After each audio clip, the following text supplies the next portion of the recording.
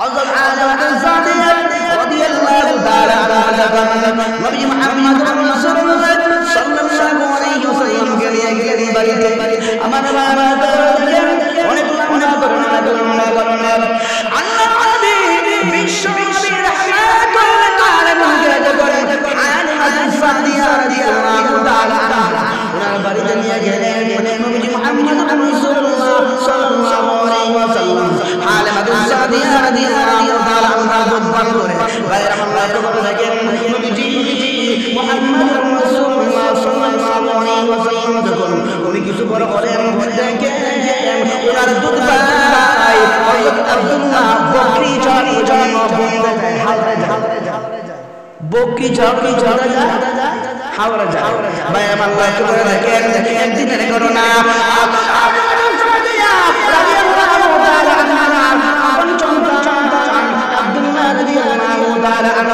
উনি গেলেন বললে বকরি চড়ানোর জন্য এমনি করে আমার নবী বিশ্ব নবী রাহমাতুল আলামিন মাকে ডাক দিয়া বলে মা গো আমার দুধ ভাই আব্দুল্লাহ কোথায়? আমার বাবাকে দেখতে পাচ্ছি না, আমাকে একটু বলো আব্দুল্লাহ কোথায় আছে? মা ডাক দিয়া বলে মুহাম্মদ তোমার দুধ ভাই বকরি চড়ানোর জন্য হাওড়ে গিয়েছে। ডাক দিয়া বলে মা গো আমার বাবা ভাই বকরি চড়ানোর জন্য হাওড়া যায়।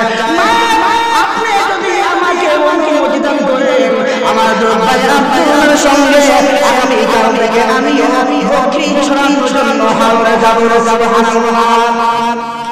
ভাই আল্লাহ তোমাকে পরবর্তী দিন থেকে আব্দুল্লাহর সঙ্গে আমি বিশ্বনবী রাহমাতুল্লাহ আলাইহি বকরি চড়ানোর জন্য হাওড়া গেলেন।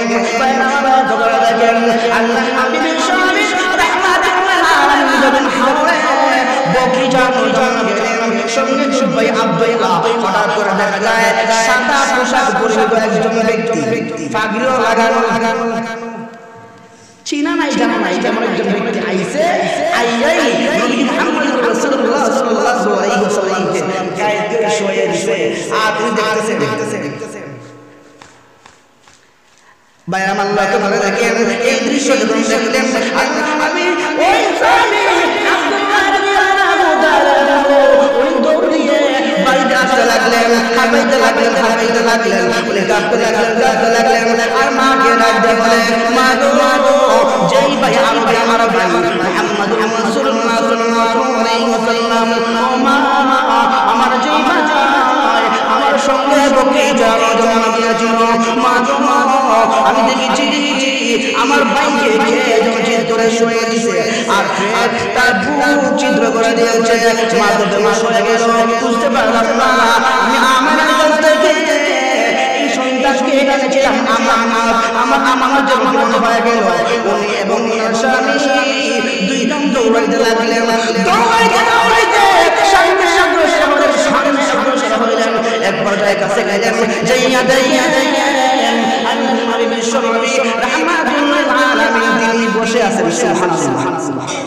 উনি বসে আছেন ছোট বাচ্চা, কিন্তু ওনার চেহারার মধ্যে ভয়ের চিহ্ন আছে। চিনা নাই জানা নাই হঠাৎ করে একজন ব্যক্তি আসছে ভয় লাগার আবার বুক ফাইলিছে। এই বুক ফেরে অপারেশন করে এটাকে বলা হয় কি পক্ষ বিধান চিনা। প্রথমবার হয়েছে পক্ষ বিধান।